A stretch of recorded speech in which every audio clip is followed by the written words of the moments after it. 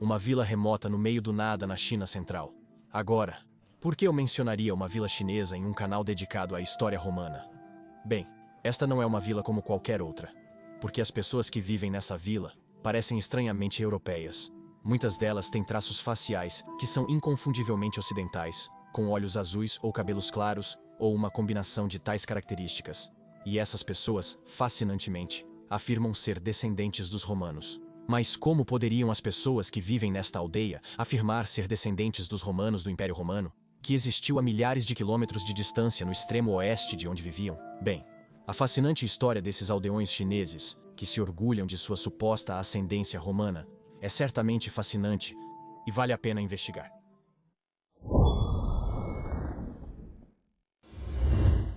É o ano 53 a.C. Marcus Licinius Crassus convenceu o Senado de Roma a deixá-lo montar um exército massivo, com o qual ele quer derrotar o Império Parta, este império massivo nas fronteiras orientais da crescente República Romana. Crasso, naquela época já o homem mais rico de Roma, acredita que derrotar o Império Parta não só o tornaria ainda mais rico, mas também o consolidaria como um dos grandes generais da República Romana, bem ao lado de Júlio César e Gnaeus Pompeius Magnus. Então ele marcha com 7 legiões inteiras, uma força de cerca de 40.000 homens para o extremo leste para encontrar as forças do rei persa Orodes II. Ele enviou um grande general para encontrar Crasso, resultando no confronto dos dois exércitos em Carrhae em 53 a.C. Agora os romanos pensavam que essa seria uma vitória fácil. Não apenas eles tinham a vantagem numérica impressionante de 4-1, mas também tinham as disciplinadas legiões romanas, que haviam conquistado muitas vitórias e subjugado muitas tribos e reinos diferentes. Aqui em Carrhae, os romanos sofreram uma derrota brutal e humilhante contra apenas 10.000 persas. As legiões não estavam preparadas para enfrentar uma força tão disciplinada de excelentes arqueiros a cavalo e pesados catafractos. Então, sua vantagem numérica não os ajudou em nada. 20.000 romanos perderam suas vidas, 10.000 fugiram e 10.000 foram capturados. Crasso perdeu sua vida logo depois em negociações fracassadas que se tornaram violentas. E o resto é história. Esta foi a primeira de muitas grandes batalhas entre os romanos e os persas, nenhuma das quais foi decisiva para qualquer lado, mas que acabaria por destruir ambos os impérios 700 anos depois. Mas o que isso tem a ver com supostos descendentes de romanos vivendo em uma aldeia remota na China? Bem, 10.000 dos romanos do exército de Crasso foram feitos prisioneiros, um número incrivelmente alto. De acordo com alguns relatos, eles foram então realocados para a fronteira leste do Império Parta, o que faz sentido, já que os partas queriam forçar esses romanos a lutar por eles, e então teria sido sábio enviá-los o mais longe possível para o extremo leste, esperando que eles esquecessem Roma e que se acostumassem com suas novas vidas como mercenários para o rei parta. Acredita-se que eles foram enviados para o que é hoje o moderno Turcomenistão. Lá, eles deveriam lutar contra as tribos bárbaras do leste, que ameaçavam as fronteiras mais orientais do Império Parta, e entre eles já estavam os precursores dos Hans, que também atormentariam os romanos centenas de anos depois.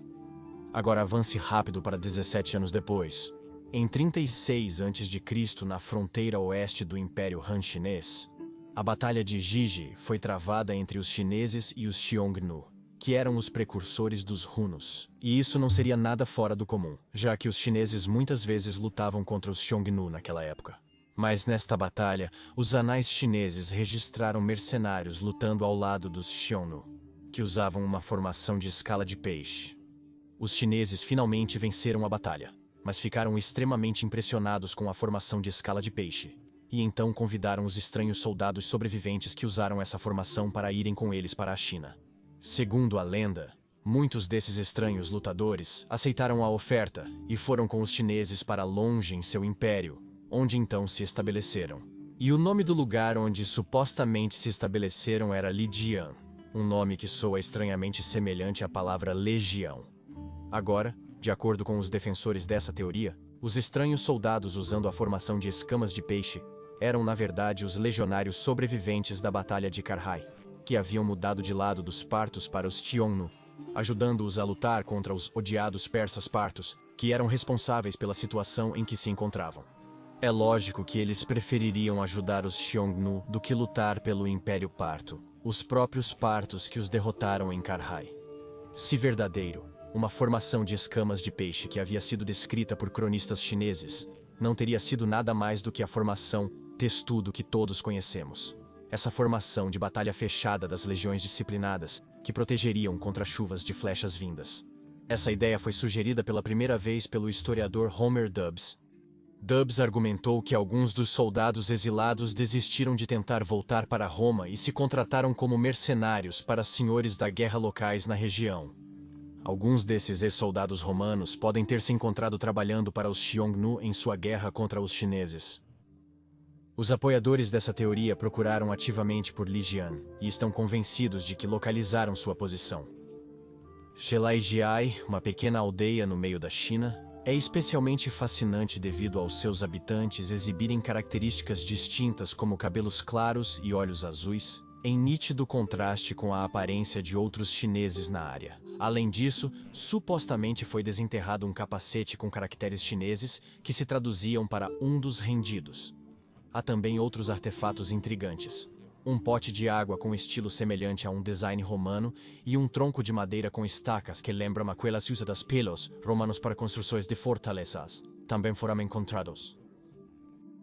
A aparência distinta dos residentes de Jalajai e a descoberta dessas relíquias curiosas levará muitos defensores da teoria da última legião romana a ligar a aldeia de Jalajai com Liquian.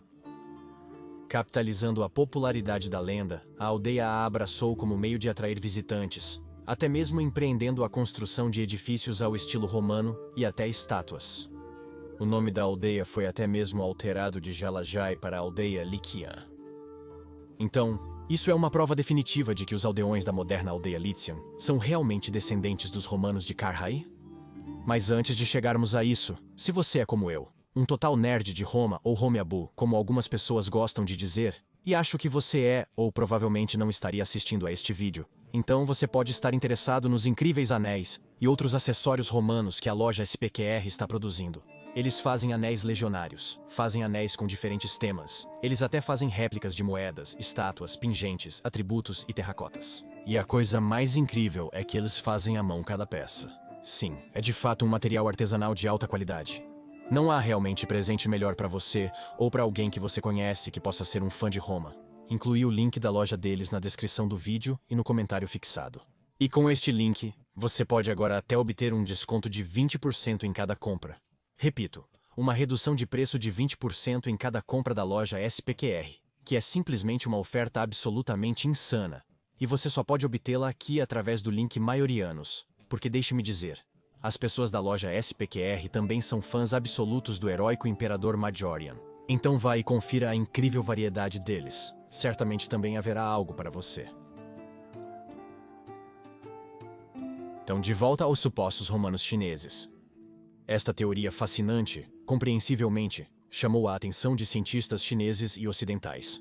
Um estudo genético da Universidade de Lanzhou realmente revelou conexões entre os habitantes da cidade e a Europa, aumentando assim a credibilidade da teoria.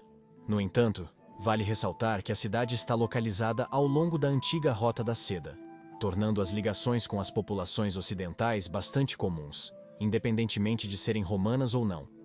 Agora, naturalmente, é claro, o ceticismo persiste entre muitos estudiosos sobre a viabilidade dessa teoria.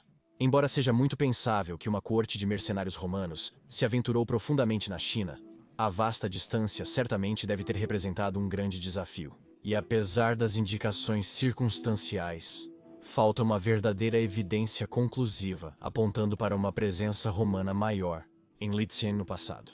A cerâmica ao estilo romano pode ter sido adquirida através do comércio, e os outros artefatos não denotam exclusivamente uma origem romana.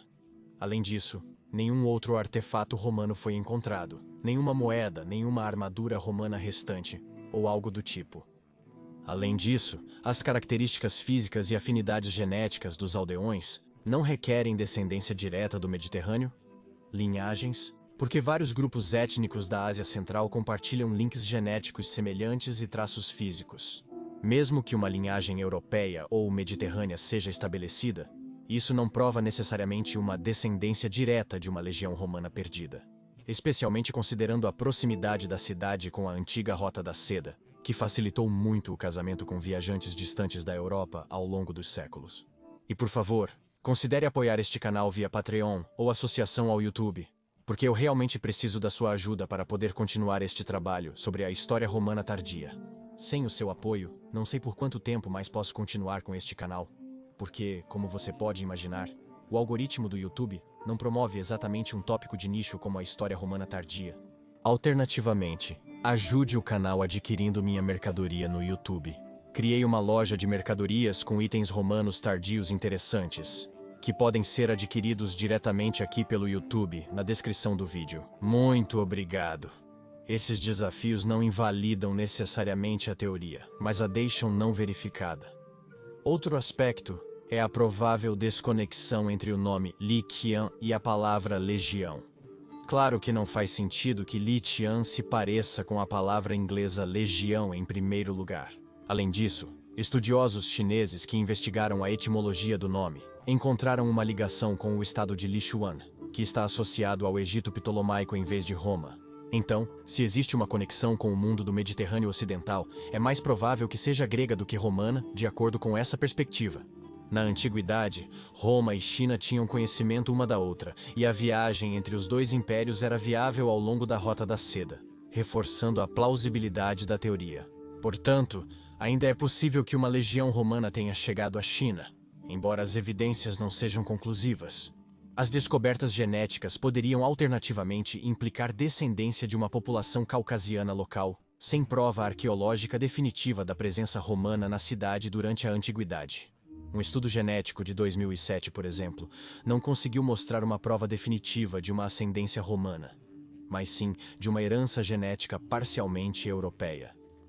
Esses contra-argumentos não descartam completamente a possível chegada de uma legião romana perdida na China, mas tornam isso improvável. No entanto, podemos, claro, imaginar que, dos 10.000 soldados romanos capturados, talvez alguns realmente tenham chegado à China através de algumas viagens selvagens. Mas a ideia de que milhares deles chegaram juntos em uma aldeia onde se estabeleceram e permaneceram para sempre é muito romântica e fascinante, embora irrealista. E como alegações extraordinárias exigem evidências extraordinárias, no caso da Legião Perdida de Carai, a evidência conclusiva não está lá. Então pode ser parcialmente verdade, ou alguns dos legionários podem ter chegado em algum momento na China, mas não podemos provar isso. E, portanto, permanece uma ideia fascinante de uma ligação entre dois grandes impérios, onde as pessoas vivem na China hoje em dia, que se veem como descendentes dos romanos. Isso por si só já é para mim uma coisa incrível. E por favor, curta e se inscreva para que você não perca nenhum vídeo futuro sobre a fascinante era do final do Império Romano. E, por favor, considere apoiar meu trabalho no Patreon ou através de uma associação no YouTube, porque a sustentabilidade a longo prazo deste canal realmente depende do seu apoio. E eu gostaria especialmente de agradecer aos nossos novos membros, Augustus, Howard Quinn e Linda Thatcher. Muito obrigado, Howard Quinn e Linda Thatcher, pelo seu generoso apoio. É graças a pessoas incríveis como vocês que este canal é possível. E também gostaria de agradecer ao nosso novo apoiador Kizar, Dimitrios Godozes. Muito obrigado, Dimitrios Godozes, por apoiar este canal de maneira tão generosa. É realmente graças a incríveis apoiadores como você que este canal é possível. Quero agradecer a todos que estão apoiando este canal de alguma maneira. Agradeço a você, amigo. Para aprender mais sobre os legionários romanos tardios, assista a este vídeo no canto superior direito. Se quiser entender por que a formação testudo foi deixada pelas legiões, assista ao vídeo no canto inferior direito. Agradeço novamente a todos os amantes da história romana, Gratias Tibiago e Benevalete.